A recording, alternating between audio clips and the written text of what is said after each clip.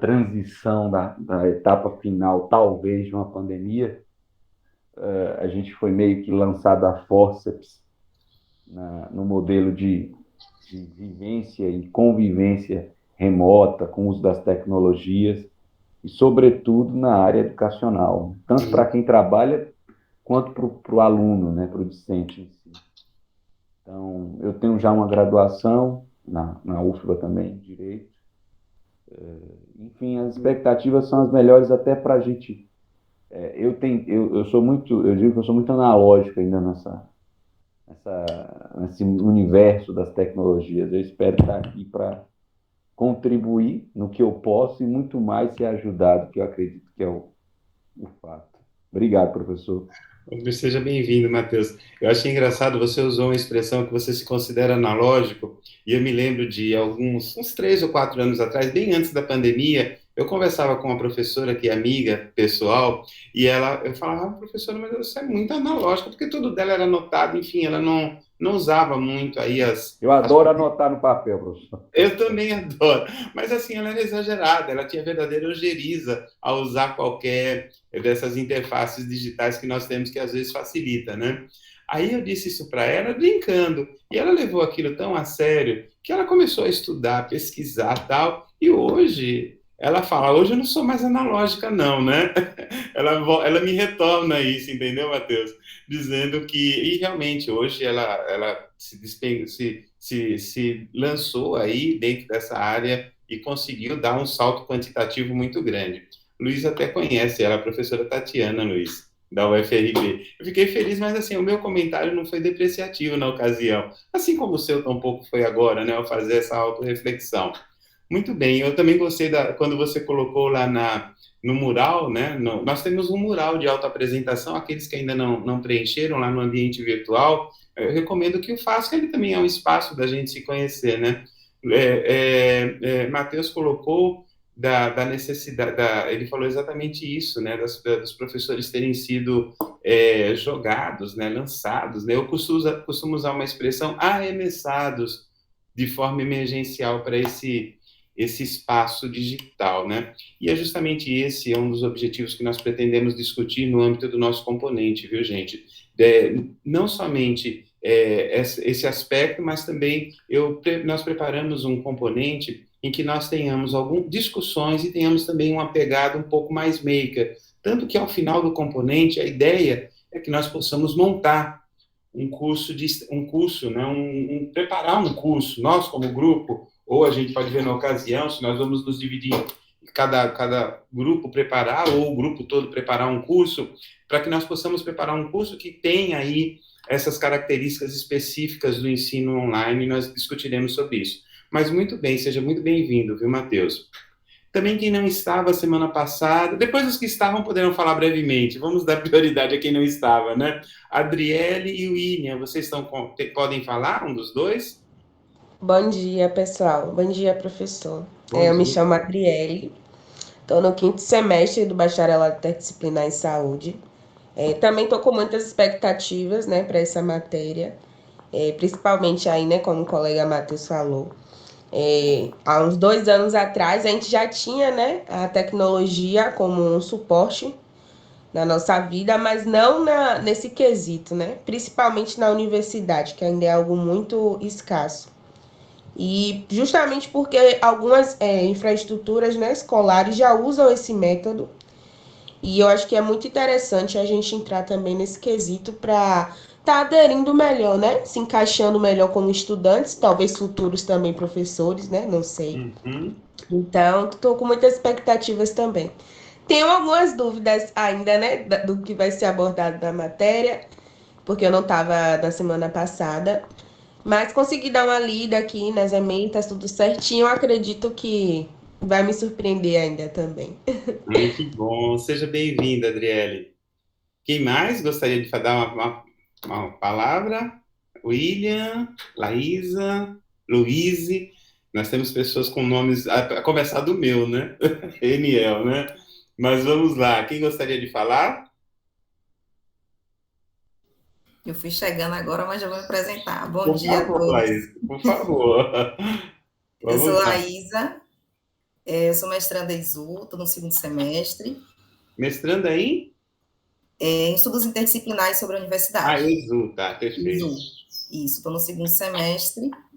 Peguei a disciplina para computar como carga horária optativa, mas a temática me chamou a atenção, até porque eu sou da área da educação, sou professora da educação básica, do Fundamental 1, e acredito que vai ser extremamente relevante, né? Não só no meio profissional, mas também na acadêmica. Isso mesmo. Eu espero que sim. Faço votos que sim. Quando você tiver a oportunidade, Laís, eu não sei se você preencheu lá, eu acho que eu não vi a sua autoapresentação lá no ambiente virtual. Quando você tiver a oportunidade, preencha, coloque lá as suas expectativas lá. Não é nada avaliativo, não é um fórum para a gente nos conhecer. É um Certo. fórum de relação, fique tranquila. Não é um fórum avaliativo, não. Eu já começo dizendo assim, o fórum, esse fórum não é avaliativo, para justamente diminuir as ansiedades, né? Mas às vezes ao fazer isso as pessoas acabam não participando, né? Tem um lado também, os dois lados, né?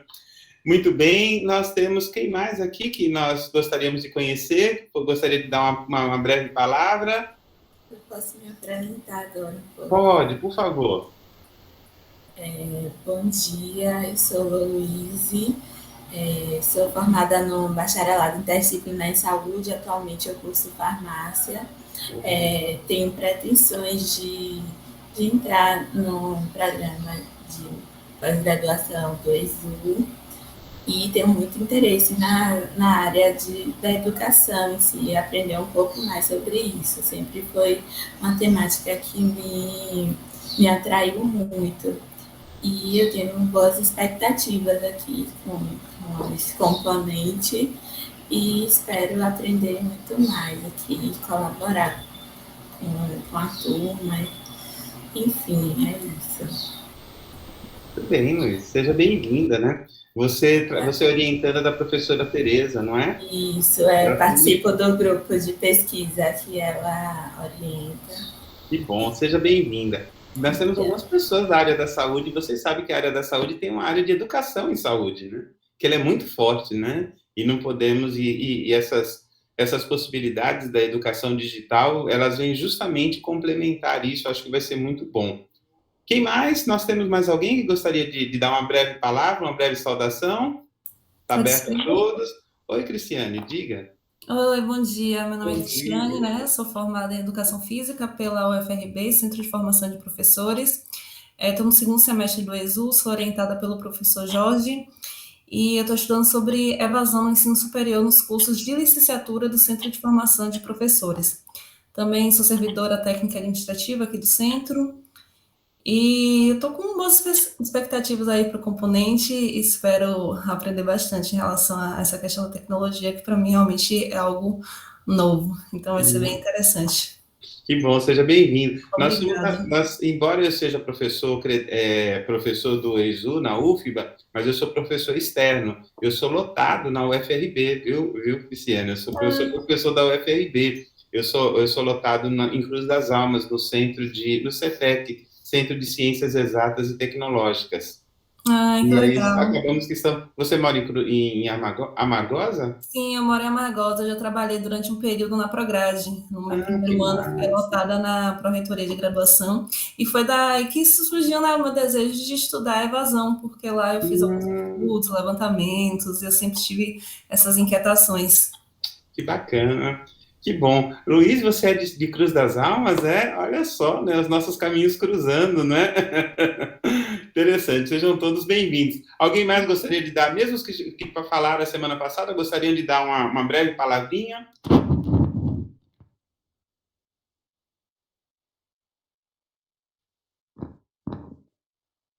Oi, Adson.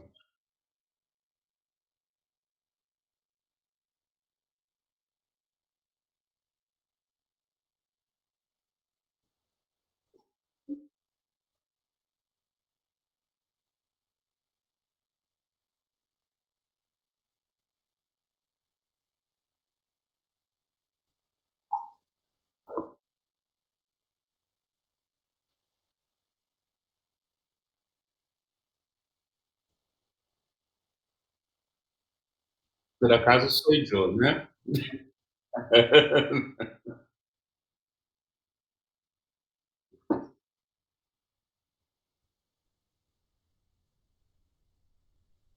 Isso. Muito bem, Adson. Luiz, nós temos.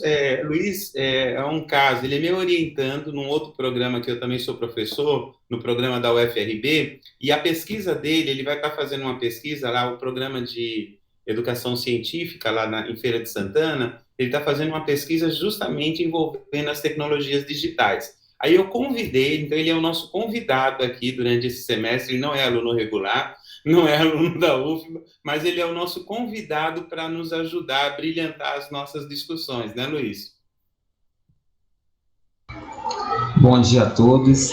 Professor Niel, eu fico muito feliz em poder fazer parte desse grupo, tá? Eu tenho certeza que os conhecimentos aqui produzidos vão agregar muito na pesquisa, né? Lá na UFRB, o foco, né, do meu estudo é compreender as competências digitais dos professores na educação básica. E nada melhor do que estudar tecnologias educacionais. Então, realmente, é uma extensão, né, dos meus estudos, do meu fazer, desde a aula passada, as primeiras discussões, tá? A ideia, as perguntas já vem agregando e contribuindo muito. Eu estou com muitas expectativas. Tá bom, Eniel? Obrigado, meu. As contribuições também. Temos a Alexandra, né, que está se juntando ao nosso grupo, né, como aluna especial. Ela optou por fazer esse componente como aluna especial, né, Alexandra? A Alexandra também, ela é aluna lá de uma especialização na UFRB, uma especialização à distância. Gostaria de falar. Já estou fazendo a sua apresentação, Alexandra. Mas pode falar, Alexandra. Como o professor Niel disse, eu estou fazendo essa pós na UFRB, Educação Digital, né? E eu optei, na verdade, eu tive conhecimento dessa disciplina, desse componente que foi ofertado por um colega meu que é se orientando, é José Paim.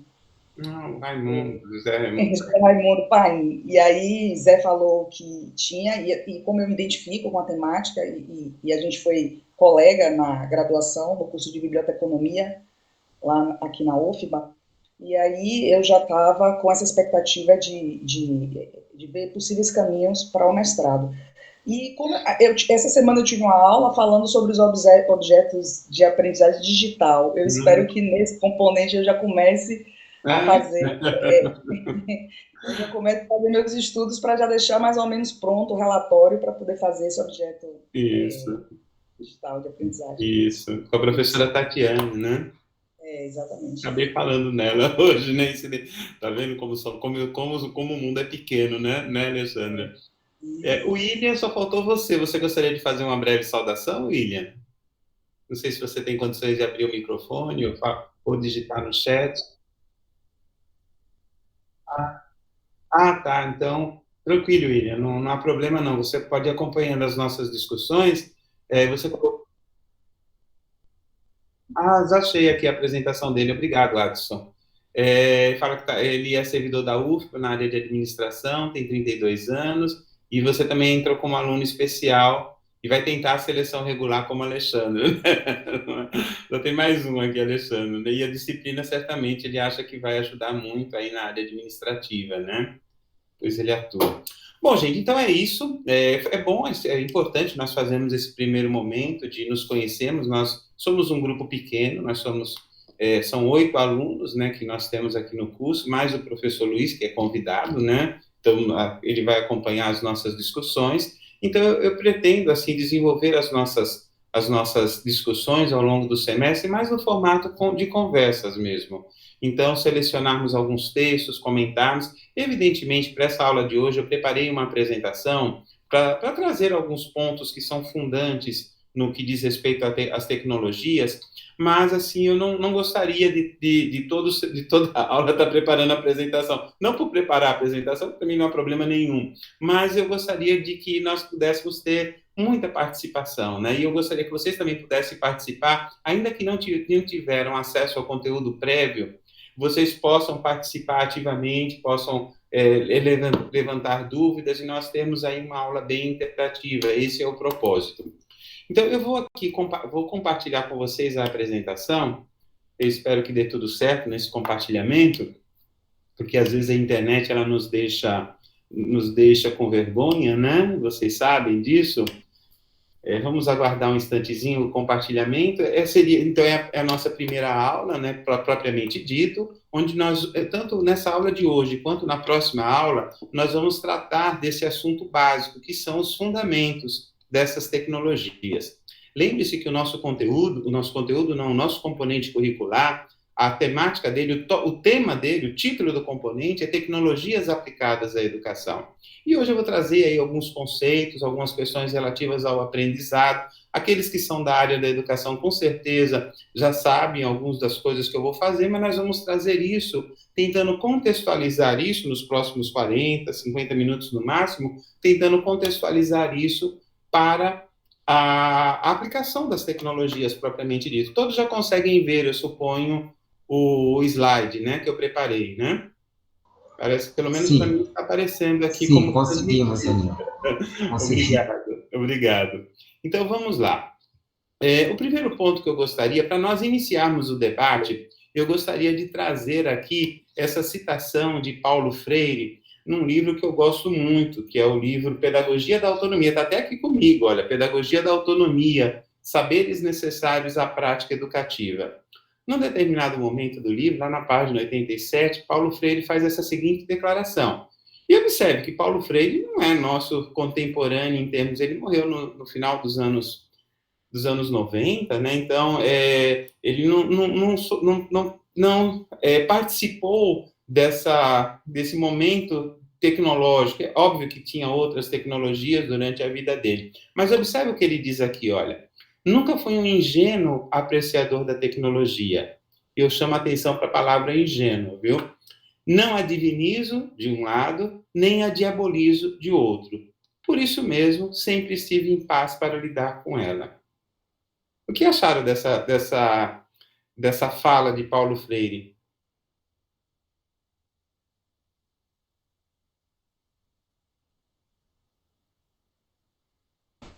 Eu achei bem interessante, né? Porque com ela dá para se resumir que as tecnologias têm os lados positivos, mas também tem alguns desafios, algumas dificuldades que precisam ser enfrentadas.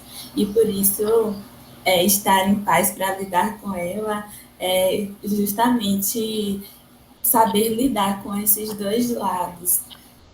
Muito bem, Luiz. Matheus, iria falar? Eu ia falar que eu acho que é a típica frase, nem 8, nem 80, né? O caminho do meio.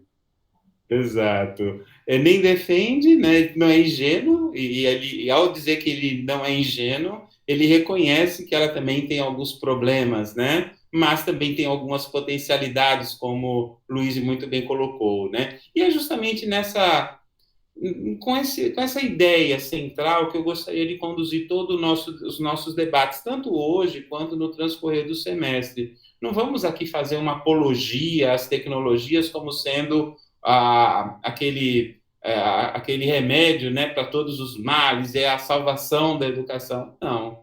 Tem muitos problemas ainda ligados com as tecnologias, elas têm muitas potencialidades. O importante é que nós estejamos em paz, né, para lidar com ela, como Paulo Freire aqui de uma maneira sublime nos traz. Não é por acaso que ele é o patrono da educação brasileira, né, com ideias tão aconchegantes, não é mesmo, Laísa? Você, como educadora, talvez concorde com isso, não é?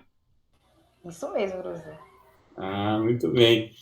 Bom, vamos à frente, então, nessa discussão, com essa ideia que eu gostaria que nós pudéssemos trabalhar as tecnologias. Nem 8, como o Matheus falou, nem 8 ou 80, ou como nós costumamos dizer aqui na Bahia, nem tanto ao mar, nem tanto à terra. Não é isso que a gente fala assim, um ditado semelhante, Luiz? Nem tanto ao mar, nem tanto à terra? Ou seja, de uma forma equilibrada, né, gente? Como tudo na vida tem que ser. Bom, com essa ideia em mente, vamos trabalhar em cima de alguns conceitos chaves. O primeiro conceito-chave, que é muito recorrente quando nós falamos de tecnologia, é a educação à distância. E quando você fala em educação à distância, você, obviamente, já vem à sua mente tecnologia. Mas o que é educação à distância?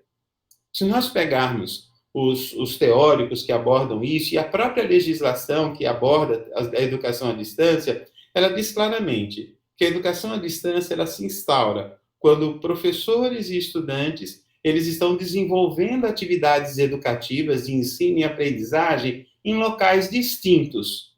Ou seja, eles estão separados geograficamente. Mas que por trás desse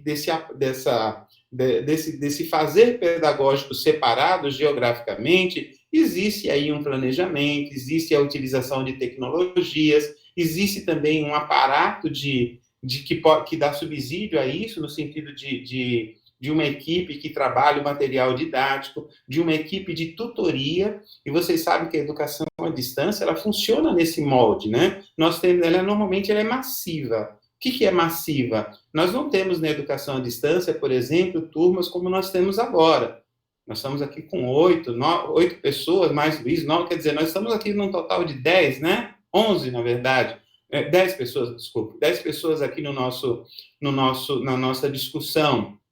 E o que acontece nesse momento?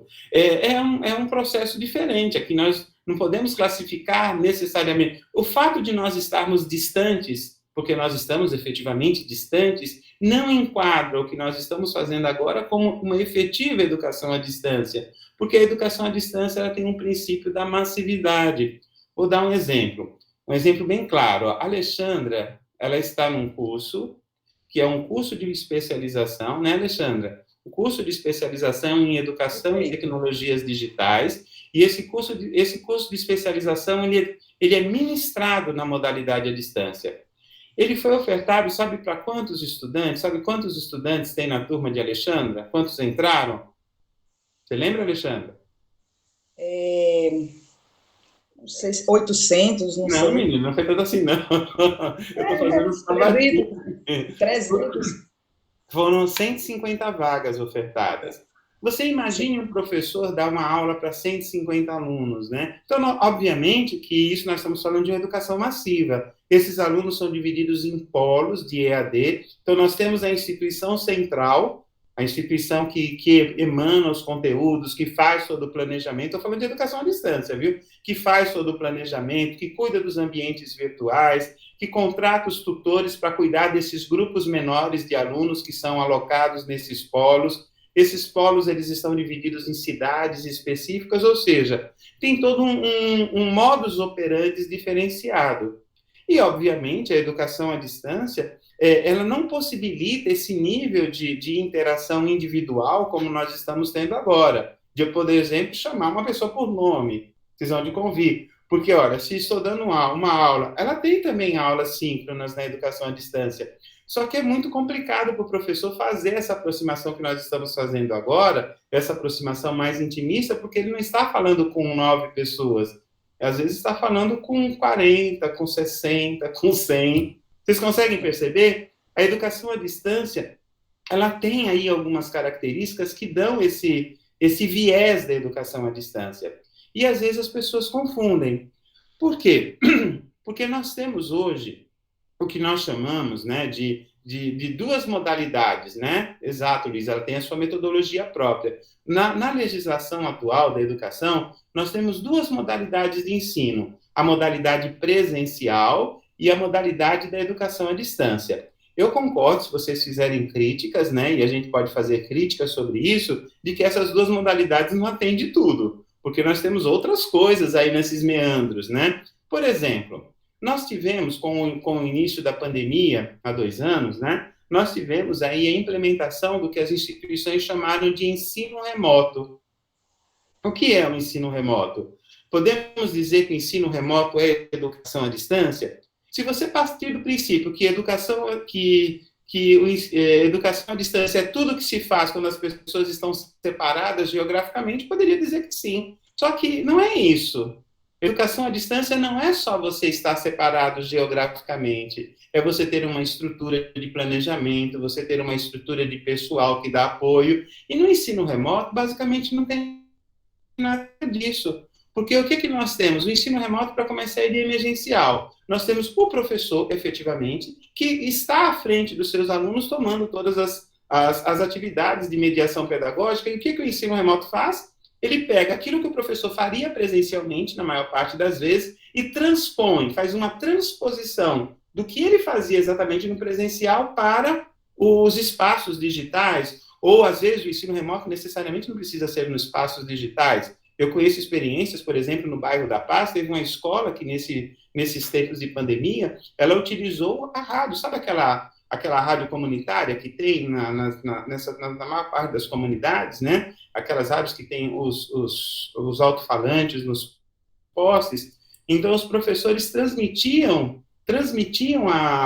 os conteúdos utilizando esse elemento que é uma tecnologia do rádio. Então, não é uma tecnologia digital. O ensino remoto necessariamente não precisa ser digital, ele pode ser também analógico, pode ser por envio de conteúdos a serem estudados. O Luiz me contou que na escola dele, os estudantes não tinham acesso nesse processo, né, quando eles não tinham acesso às atividades digitais, eram encaminhadas atividades físicas para eles fazerem em sala de aula, não é, Luiz? Eles tinham acesso a essas, os pais iam lá, como que era, Luiz? Os pais, os responsáveis, iam buscar essas atividades, não é? Exatamente. A gente também disponibilizava a possibilidade dos pais ou responsáveis irem semanalmente buscar essas atividades impressas, entendeu? Impressas era uma forma... Veja só que ele usou a palavra impressa. Não é? Impressa, verdade. Poxa, a ligação está falhando. Não é digital, não é isso que eu queria chamar a atenção, não é? Não era digital, não. Essas atividades analógicas. Exatamente. Porque muitas dessas famílias não tinham acesso nem ao celular, nem à banda larga, nem nada, então eles não podiam ser excluídos, né? Alexandra, você levantou a mão? Foi. Complementando o que o colega Luiz está falando e falar um pouquinho da minha experiência em relação ao ensino remoto. O município de Lauro de Freitas, ele disponibilizou tablets para os alunos e para o professor. Além dessas atividades que eram colocadas para ser retirada na escola, quando o aluno não tinha acesso nenhum, né, aos tablets, ele pegava esses cadernos que eram feitos por unidade e levavam, né, para poder ter algum tipo de registro, para no final do ano ele obter a média para poder seguir, né, não ser conservado. E o problema que surgiu com os tablets, para o senhor ver, professor Niel, como é a tecnologia, né? Até foi feito a tentativa de fazer inclusão, mas de que forma, né? Não pode baratear ou deixar para segundo plano esses recursos, porque os tablets eram de péssima qualidade, a tecnologia era 3D, então, assim, foi um arranjo que fizeram para dizer que estava inserido no ensino remoto, quando, na verdade, os meninos não conseguiam. E o que aconteceu com a retomada de 2022? Como é que a gente encontrou esses meninos na sala? Os meninos praticamente não são alfabetizados, meninos de sexto, sétimo, oitavo, nono ano, mal sabem escrever e ler. A gente teve um prejuízo na pandemia muito grande e a gente vai ter que recuperar, né, essas crianças, esses adolescentes, a partir de 2022, porque eles ficaram praticamente 2 anos fora da sala, e eu acho que não foi feito, foi de forma emergencial, como o senhor falou, e essa forma emergencial foi feita muito amadora, no improviso, e não houve um comprometimento, né, dessas políticas públicas ou dos órgãos competentes para inserir um menino no processo. É um misto de desabafo com realidade do que acontece. Muito bem, você trouxe um exemplo perfeito, Alexandra. Não que o ensino remoto, gente, fosse algo ruim. Aí voltamos à ideia de Freire, né? Nós precisávamos dar continuidade, mas as instituições não estavam preparadas por diversas razões, porque as tecnologias não surgiram junto com a pandemia, né? Elas são bem, por exemplo, o Google Meet, que nós estamos usando agora, essa interface, ela é bem anterior à pandemia, vocês vão de convir, assim como as outras interfaces de videoconferência. Mas o que a gente percebe, e que é muito claro, é que as instituições, elas tinham que sair, elas tinham que dar algum jeito para continuar aquele processo educativo. Isso acontece também em tempos de guerras, em países que são passam longos períodos em guerra, a educação ela também ocorre nesse meio remoto, nesse modo remoto, em que os estudantes eles não podem estar presencialmente. Mas o que eu quero chamar a atenção é que, normalmente, isso não existe uma formação adequada dos professores. Ou quando essa formação ocorre, na maior parte das vezes, ela ocorre de forma muito rápida, muito aligerada. E os professores não conseguem dar conta de tudo aquilo, muitos professores ficam completamente perdidos e acabam fazendo uma mera transposição de tudo aquilo que ele já sabia e fazia muito bem no presencial para os espaços digitais. Repare, não é incomum, por exemplo, nós temos, por exemplo, um professor tem 4 horas de aula no presencial, né? Eu estou dando um exemplo do ensino superior, tá, gente? 2, 3, 4 horas no máximo, né? Às vezes tem componentes que vão nessa carga horária. Aí o que o professor fazia no ensino remoto? Eu vou ter que usar aqui o Google Meet ou qualquer outra plataforma, RNP, não importa qual. Ele abria a câmera e dava suas 2 horas de aula como se tivesse numa sala de aula presencial. Só que aqui são outras relações que se estabelecem, né? Ele tem que buscar outros mecanismos de interação que ele já fazia na sala de aula presencial, mas que precisa ser remodelado, ser adaptado para esse novo espaço digital. Então, dizer que educação à distância e ensino remoto é a mesma coisa, gente, é um equívoco. Não sei se esse é o ponto que eu quero chegar aqui em termos conceituais com vocês. Não é a mesma coisa. Embora você possa utilizar muitas das interfaces, das possibilidades que a educação à distância coloca, mas se você faz uma mera transposição didática para atender aquele momento emergencial, ou como foi feito lá no município que Alexandre nos trouxe a atenção, você distribui tablets para ficar bem na fita, só que o tablet de péssima qualidade não acessa nem a rede 4G, 3G, muito menos banda larga, as dificuldades imensas que essa população tem, então ele acaba não atendendo os objetivos e um déficit de aprendizagem muito grande. Luiz, pode falar? Posso sim. Eliel, e o que muito me preocupa é o seguinte: se há um erro conceitual, e esse erro é gritante, imagine a aplicabilidade desses processos do ensino e das aprendizagens, sobretudo para os estudantes da educação básica regular.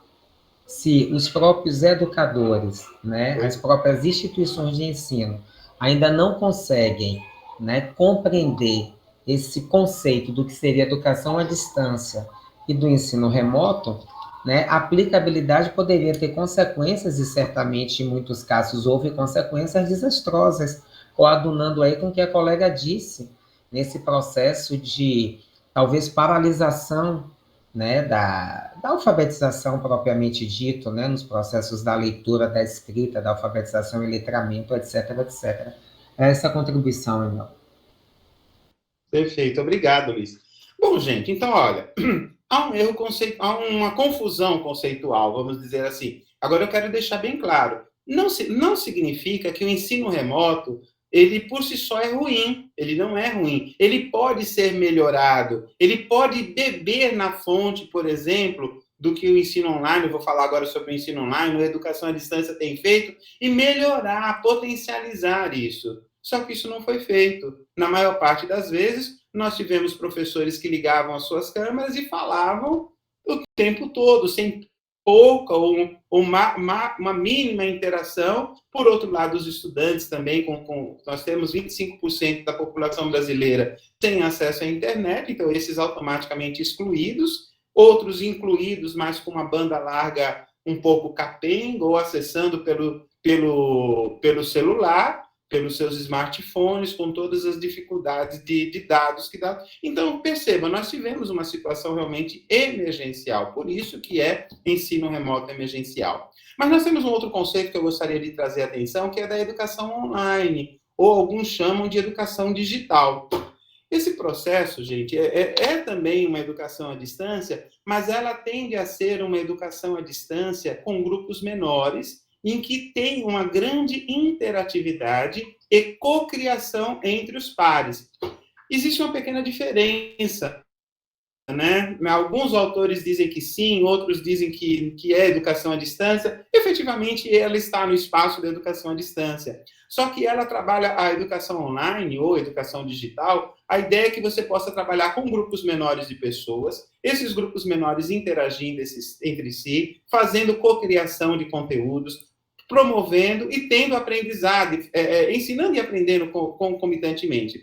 E a educação online, como o nome já diz, ela é um fenômeno da cibercultura. A cibercultura como sendo esse espaço digital onde ocorrem todos os fenômenos dos processos digitais, que nós temos até aqui de Abson fazendo uma pesquisa sobre os processos os processos na cibercultura, principalmente de divulgação científica por meio de uma plataforma. Depois ele poderá falar melhor sobre isso.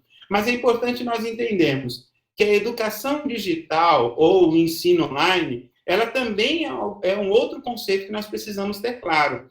Não podemos afirmar com todas as letras que o ensino remoto ele é também a mesma coisa de educação online ou educação digital. Existe uma diferença. Ele pode ser a mesma coisa se você trabalhar a interatividade, se você trabalhar possibilidades de construção do conhecimento, se você trabalhar a possibilidade dos estudantes seguirem trilhas de aprendizagem, fazerem trabalhos conjuntos, ou seja, de você promover um ambiente que promova isso. Mas, se você começar, se os professores, se a instituição, nós estamos falando de instituição, ela simplesmente pega tudo aquilo que ela fazia presencialmente e joga para o espaço virtual e chama isso de educação online, eu sinto muito, isso não é educação online, não. Isso talvez alguns, eu vou usar até um termo pejorativo, alguns desses programas são o que a gente chama de PDF Education. Não sei se vocês conseguem entender. PDF, aquele arquivo que todos nós usamos, né? E que é muito comum ter PDFs utilizados, né, para difusão de conteúdos, mas é uma educação em PDF.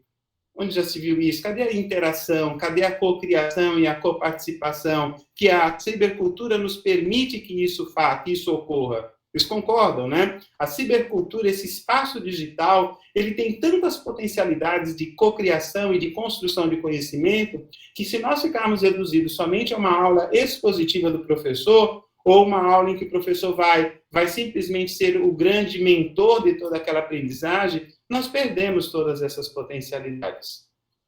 Conseguiram captar a diferença de educação à distância, ensino remoto e educação online ou digital, ou educação digital? Sim. Conseguiram? Sim, professor.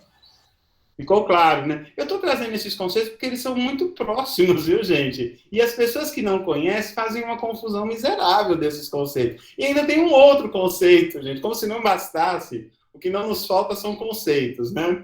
Temos o conceito da educação híbrida. E agora, quem gostaria de arriscar? O que seria, então, esse ensino ou educação híbrida? Que agora está se falando muito, né? Dessa volta, nessa pós-pandemia, a educação ela vai se tornar híbrida. Tá? Na verdade, ontem eu conversava com um colega lá dessa área, ele falava que até a guerra se tornou híbrida, por mais caótico que seja, e não fazendo sarcasmo das mortes horríveis que têm acontecido na guerra da Rússia contra a Ucrânia, mas nós observamos ali um aspecto de guerra híbrida. Ela não se dá somente no front, ela também se dá nos meios digitais, nas sanções e nos ataques hackers que estão sendo realizados. Então, ela também é híbrida. Mas não vamos falar de guerra híbrida, não. Eu gostaria de trazer o conceito de educação híbrida. Eu estou trazendo só essa correlação para vocês perceberem que o hibridismo ele está por todo lado, né? Quem gostaria de arriscar aí uma ideia do que viria a ser essa educação híbrida? Pode arriscar, gente. Nós estamos aqui num ambiente de aprendizagem. Seria essa junção de ensino remoto, presencial e remoto. Ou digital e remoto, ou digital e... Isso.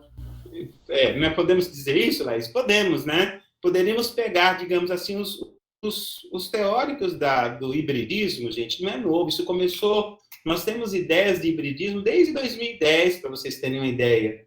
Desde 2010 nós temos textos. Tem um texto famoso de 2013, onde o autor faz uma grande abordagem sobre isso. Então, veja só, nós podemos ter um processo híbrido como nós vamos ter nesse componente. Eu vou dar um exemplo bem claro. Por exemplo, hoje nós estamos utilizando uma plataforma digital.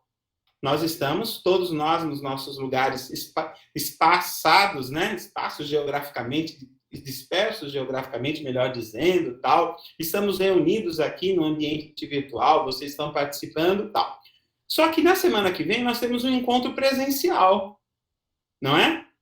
Observe, nós trabalhando com as duas coisas, ou seja, nós temos 50% do nosso componente ocorrendo online e 50% ocorrendo presencial. Vocês concordam que nós estamos utilizando aí o hibridismo entre o presencial e o online? Não vamos fazer isso nesse componente? Não é isso, Adriele? Isso. Sim, professor. Então, é muito importante que nós tenhamos clareza. Quando nós falamos de educação... Agora, sim, educação híbrida não é só simplesmente você mudar o espaço, não. Ela também tem outras questões envolvidas. Alexandra, levantou a mão? É possível, professor Aniel, estar de uma forma presencial no ambiente online e digital, como a gente está fazendo agora? Porque existem outras... Quando você fala de presencialidades, e eu não sei se vai dar tempo da gente falar sobre isso hoje, eu tenho um slide mais à frente, talvez a gente fale sobre isso na próxima semana. Mas quando a gente fala de presencialidade, não é necessariamente a presencialidade física. Nós podemos falar também de presencialidade virtual.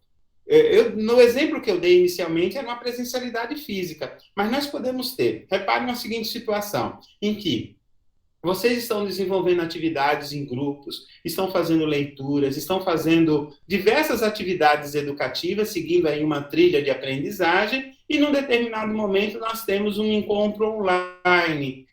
Um encontro online síncrono, eu estou falando. Observe, nós estamos fazendo um híbrido. Ao fazer isso, você está propondo um hibridismo entre atividades síncronas e assíncronas. Todos, como a Alexandra colocou, todos ocorrendo nesse espaço online. Isso é possível, Alexandra. Na verdade, é desejável que isso ocorra, né? E o que a educação à distância tradicional, muitas vezes, ela deixa a desejar. Muitos programas de educação à distância, eles não têm atividades síncronas. Não sei se vocês já perceberam isso. Muitos não têm, só são atividades assíncronas. Ou seja, são aulas gravadas, são trilhas de aprendizagem, isso, aquilo. O máximo que tem é um ou outro fórum de discussão. Todas as atividades assíncronas. Quando você tem atividades síncronas, presenciais ou online, misturado aí, coordenados num plano de aprendizagem entre síncrono e assíncrono, podemos classificá-lo como um híbrido também. Você entendeu, Alexandra?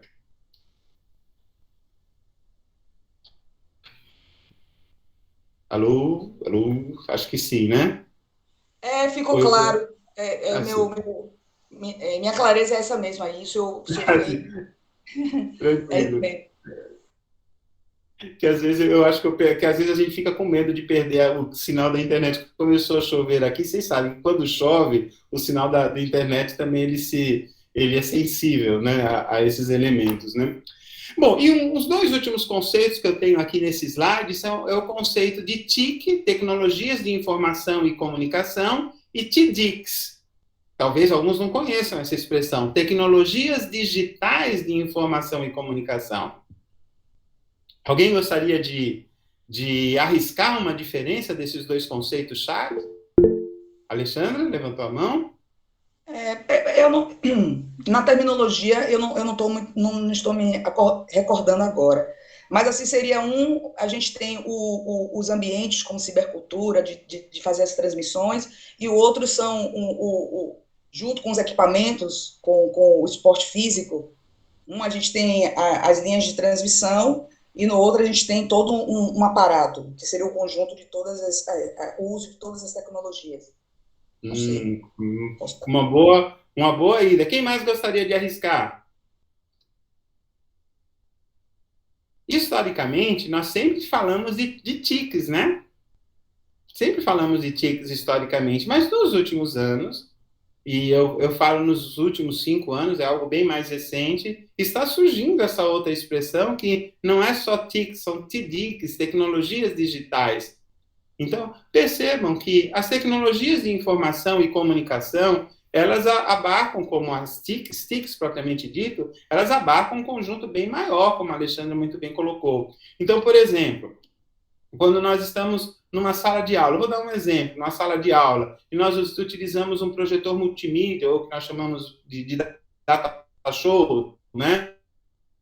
Ou utilizamos algumas coisas alguns artefatos ali que nos ajudam, nós estamos trabalhando com, isso é o conceito de TIC, são as tecnologias de informação que nós estamos utilizando ali para aquele momento.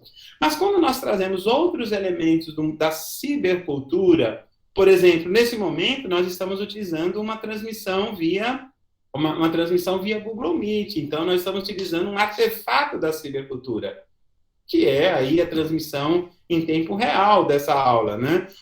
Logo, isso aqui se configura como uma tecnologia digital de informação e comunicação na educação. Atenção a esse termo de na ou da educação, que também é algo que a gente precisa conversar.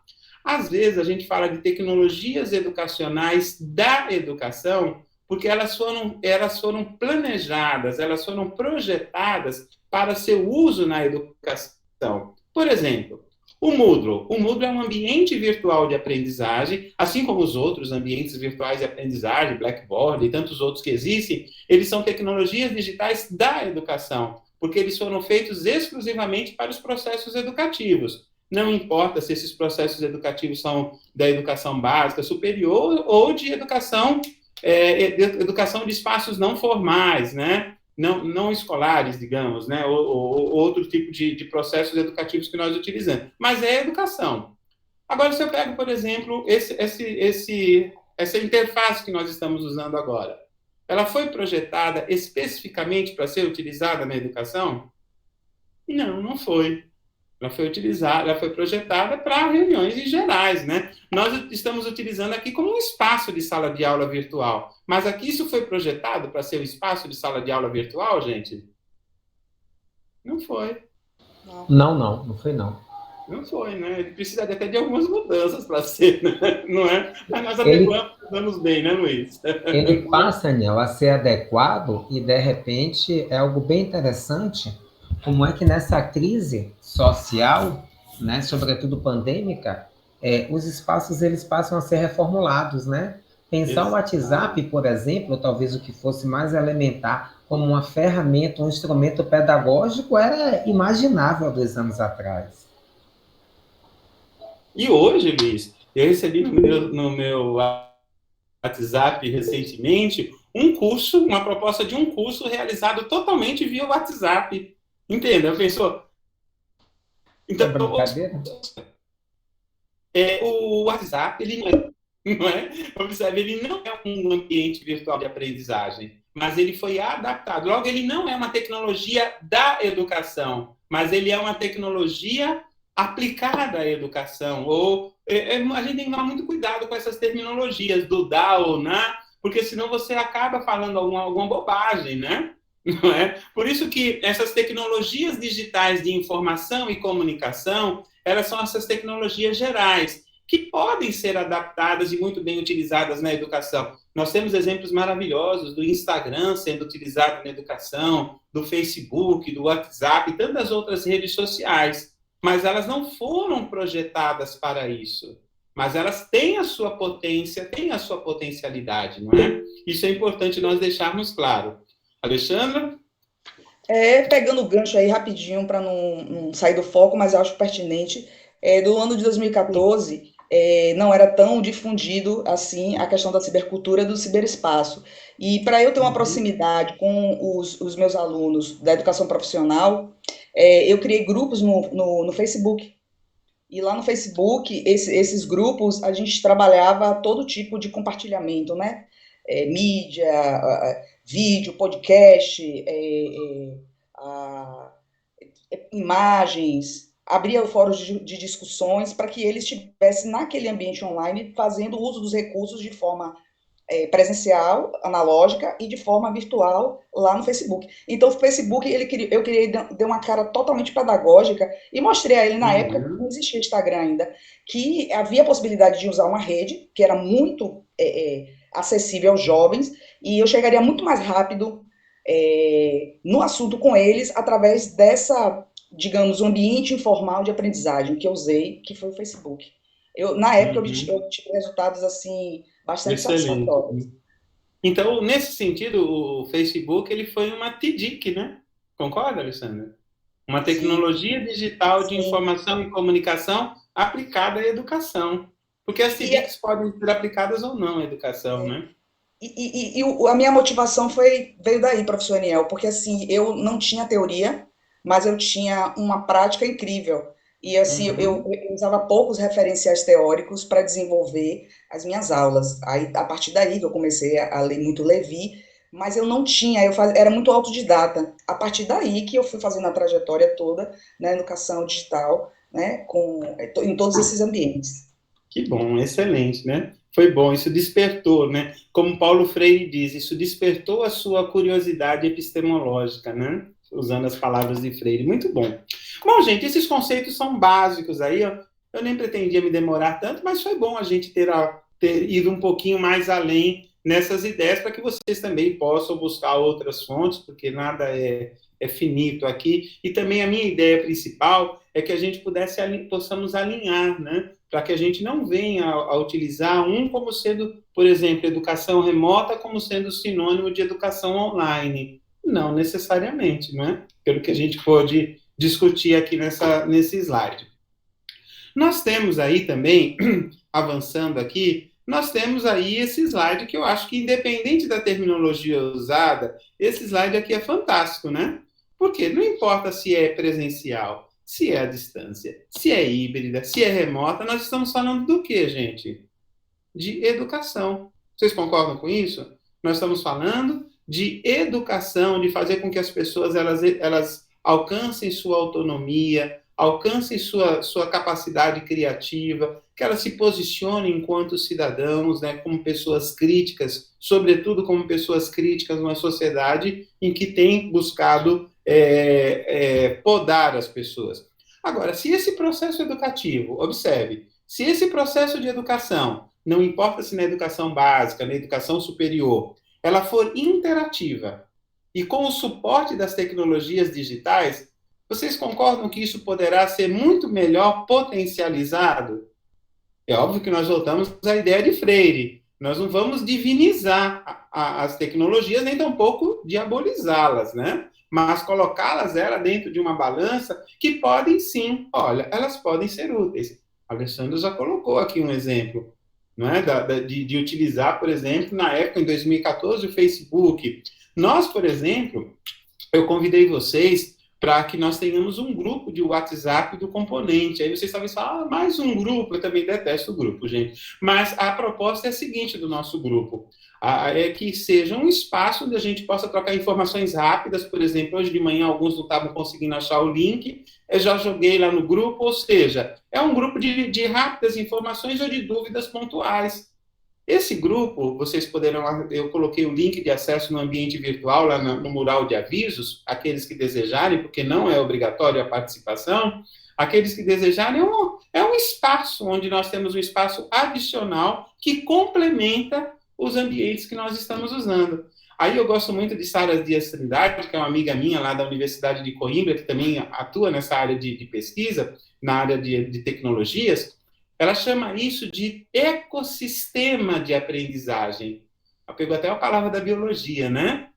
Vocês conseguem entender ecossistema de aprendizagem? Quem gostaria de falar sobre essa, de mostrar o que nós podemos compreender dessa expressão?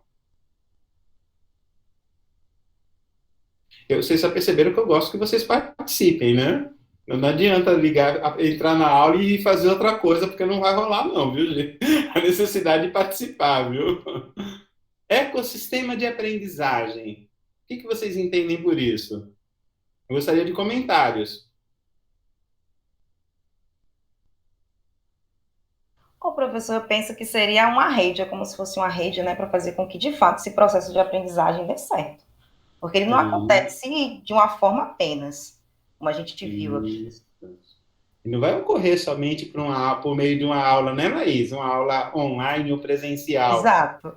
Ele não vai ocorrer só porque você utilizou uma ou outra ferramenta, mas quando você ativa diversas possibilidades, e aí a ideia da biologia de um ecossistema, de você utilizar várias plataformas digitais, vários artefatos, aí nós temos possibilidade de alcançar essa aprendizagem. Eu gosto muito dessa expressão ecossistema nesse sentido. E aí, quando eu faço o convite para vocês ingressarem no WhatsApp, é para que nós tenhamos uma possibilidade a mais, entendeu? Luiz, pode falar. Consegue me ouvir? Sim, sim. Pronto. Essa ideia, professor, eu também entendo que o ecossistema ele é organizado, ele é sistemático, ele tem um objetivo, né? A própria ideia de ecossistema enquanto biologia, você já vê algo muito bem estruturado.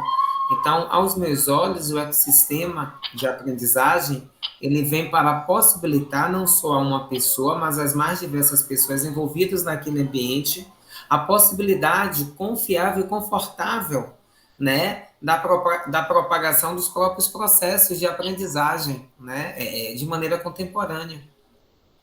Exato, Luiz. Veja só, no nosso caso, nós temos o nosso, vamos chamar, não gosto muito de guerra, mas nós temos o nosso quartel-general, né, a nossa base, vamos chamar de nossa base, né? Onde é que nós vamos encontrar todas as informações relativas ao nosso componente, ao que é para ser feito? Onde é que nós temos essas informações centralizadas e de fácil acesso, gente? Aonde? Pode escrever se vocês quiserem no chat. Onde que nós temos essas informações todas aí sistematizadas? Não é no nosso ambiente virtual? No AVA UFBA, onde vocês têm tudo lá? Não está tudo lá?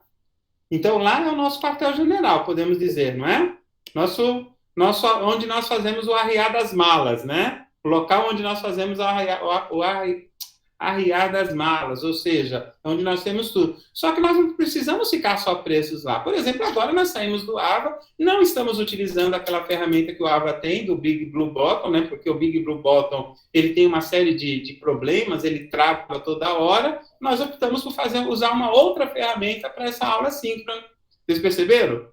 Aí eu faço o convite nesse momento para que vocês ingressem no grupo de WhatsApp para que nós tenhamos uma comunicação mais fluida, mais rápida. Mas tudo que nós colocarmos nesses ambientes adicionais, o que é que nós vamos replicar isso nesse local onde todos têm acesso? Porque pode ser que um ou outro perca a informação, um ou outro não queira adentrar esses outros ambientes do ecossistema digital de aprendizagem que nós estamos utilizando. O que acham dessa proposição?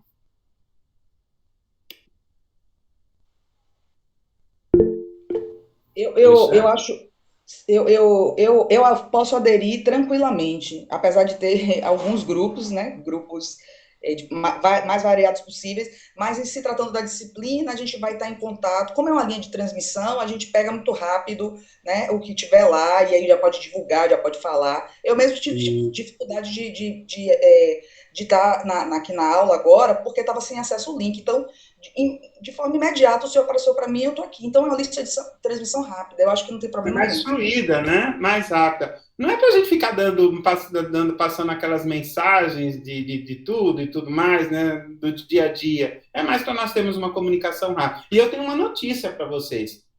Primeiro, que não é obrigado, né? E segundo, é que esse grupo, ele tem uma data para ele ser cancelado. Ele vai ser cancelado. Sabe quando?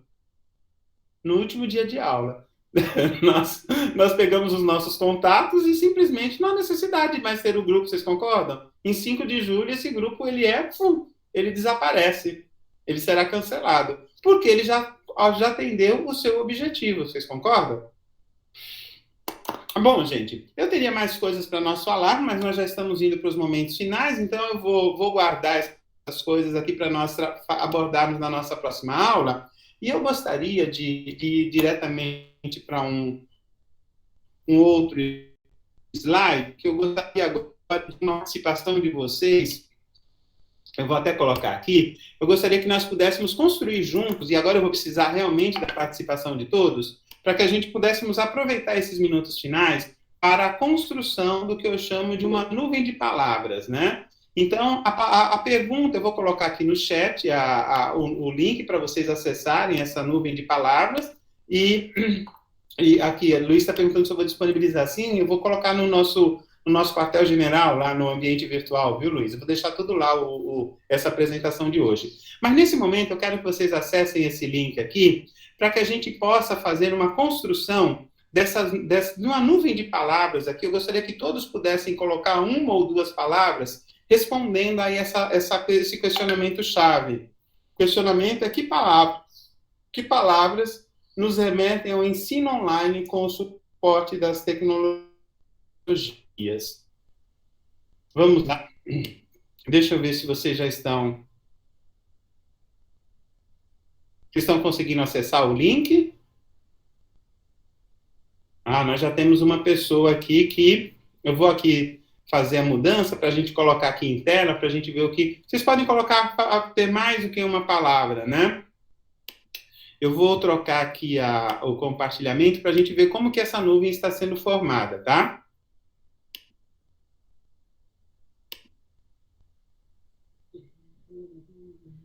Aqui, palavras. Então, nós já tivemos duas palavras aqui, as palavras já estão sendo formadas, eu não sei se vocês estão conseguindo ver. Acho que está aparecendo agora. Vamos lá. Então, nós temos a palavra recursos, recursos de aprendizagem, acho, né? À medida que vocês estão escrevendo, a nuvem de palavras está sendo formada aqui. Compartilhamento, interação, acessibilidade. E à medida que uma palavra ela vai sendo mais falada, vai sendo repetida, ela é colocada com letras maiores. Então, a palavra interação, ela assume um certo destaque aqui na nuvem de palavras que vocês estão colocando. Acesso, avanços, muito bem. Comentários sobre a nuvem de palavras que está sendo construída agora em tempo real. Quem gostaria de falar? Pode abrir o microfone e falar, ou colocar no chat, se assim desejar.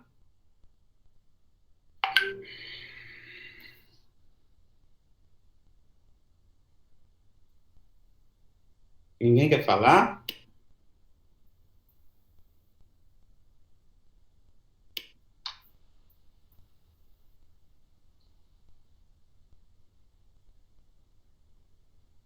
Ninguém quer falar ou eu perdi o contato com você? Professor, qual foi a pergunta? Não consegui entender. A pergunta é: que palavras nos remetem ao ensino online com o suporte das tecnologias digitais? Quando você pensa em ensino online, apoiado pelas tecnologias, que palavras lhe vêm à mente com base nessa discussão que nós tivemos agora? Eu respondi já na nuvem, mas o senhor tinha perguntado algo depois para a gente falar. Não consegui entender isso. Eu queria que vocês comentassem, que vocês fizessem um comentário sobre a nuvem. Está aberta ainda essa última provocação do comentário sobre a nuvem, viu, Adriele?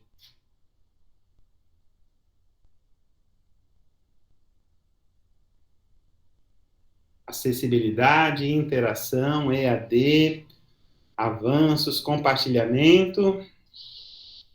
Percebam que nós estamos construindo, né? Isso aqui, nós estamos construindo nesse momento, não era algo que existia, essa nuvem de palavras. Então, ela é o resultado de algumas das colocações, das discussões que nós fizemos no transcorrer da aula de hoje. Alguém gostaria de fazer algum comentário para nós finalizarmos? Eu posso fazer um comentário rapidinho. Pode, Luiz, por favor. Percebendo, assim, essa formação da nuvem de palavras e o destaque da palavra de interação, a gente pode pensar, né, que para existir esse alinhamento entre o ensino online com as tecnologias, é preciso que realmente haja interação, tanto entre sujeitos para se conectarem entre si no ambiente de ensino, quanto a própria interação do indivíduo com as tecnologias. E isso mostra o quanto é complexo e também é algo moderno, né? Porque há muitos anos, nem tantos anos atrás, né? Cerca de 30 anos, que o surgimento da internet, dos computadores, que é algo tecnicamente recente em comparação a outros tipos de tecnologia e permitir esse tipo de interação no ambiente online. Então, é algo muito bonito de se ver essa evolução da tecnologia e, consequentemente, do ensino, dos modos de ensino. Tudo bem, Luiz, boa consideração. O William levantou a mão. William, você está com o seu microfone aberto ou você vai... Eu acho que eu vou conseguir. Estão me ouvindo? Ah, sim. Ótimo, lhe Pronto, ouvimos agora. estava complicado. Então eu coloquei a palavra acessibilidade, vi que ela foi destaque aí também nesse conjunto de palavras, né? Porque de fato esse ensino à distância, remoto, híbrido, todo esse conjunto que a gente tinha falado, né? Ele permite isso, chegar em lugares onde dificilmente esse conhecimento, essa informação, esse saber não chegaria, né? Então, a gente permite essa acessibilidade. Agora, a gente tem uma outra discussão, né? Que é como essa acessibilidade chega lá, a forma que ela chega lá, né? E como ela é colhida lá, né? Então, não basta só dizer que a gente consegue colocar internet lá em um determinado espaço para aquelas pessoas. Mas como é que aquelas pessoas vão colher aquela informação? Está lá o computador, o acesso, tudo, mas ela sabe usar aqueles espaços, aquele novo espaço, né? Então a acessibilidade não deve estar somente tipo no entregar um serviço remoto, mas tipo como esse serviço vai ser absorvido, né? Por isso que a outra palavra que está aqui, Luiz, é interação, né? Exato, exato. Não é? Parece que tem toda uma lógica por trás. Eu gosto muito de utilizar essa potencialidade da construção conjunta das nuvens de palavras, porque ela nos permite fazer esse tipo de síntese. E é muito apropriado que nós utilizemos isso. Isso aqui é uma técnica, vocês vão de convir, né? De construção coletiva, não é? Uma técnica de construção coletiva, porque se eu fizer essa mesma pergunta para um outro grupo, certamente a nuvem de palavras ela será diferente, concordam? Verdade, professor, com certeza. Não é?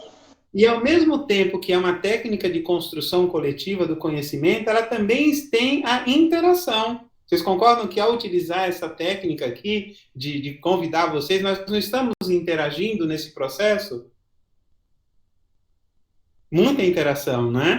Todos foram obrigados a fazer isso. A Alisson levantou a mão.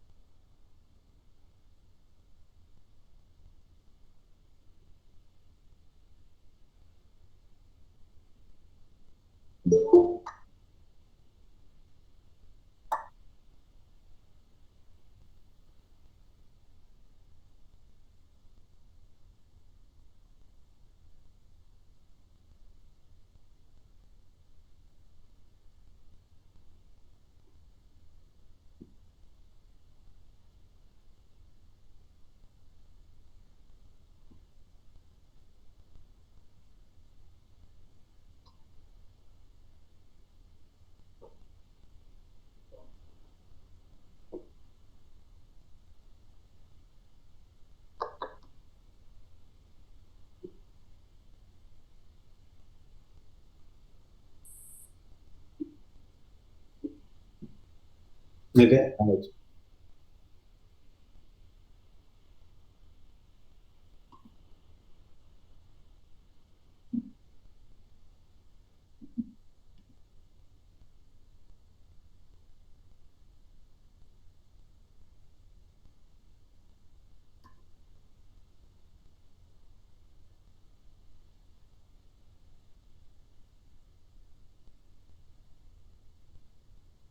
Uhum.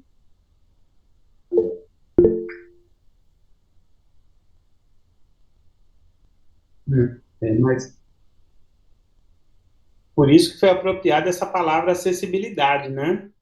Que vai realmente ao encontro ao que você colocou. Excelente, gente. Vamos finalizar, que eu tenho um outro compromisso agora às 10, eu gostaria de ficar aqui mais tempo com vocês, mas eu tenho uma banca agora às 10 horas, em que eu sou presidente da banca, imagine o presidente chegar atrasado. Vamos dar, quem que levantou a mão por último, agora só para a gente fechar.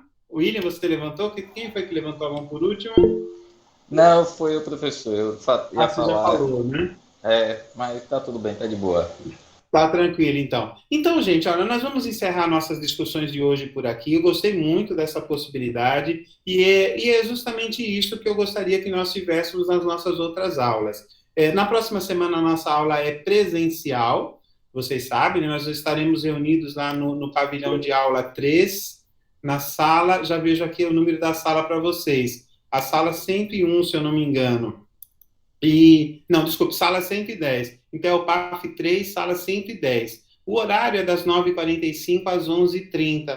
Podemos começar assim por volta das 10 horas, podemos arredondar isso, ou se vocês preferem que nós mantenhamos às 9h45, o que acham? Para mim é indiferente. Eu prefiro a manutenção, professor. Então vamos manter, não é? Que é o horário regular, oficial que está lá.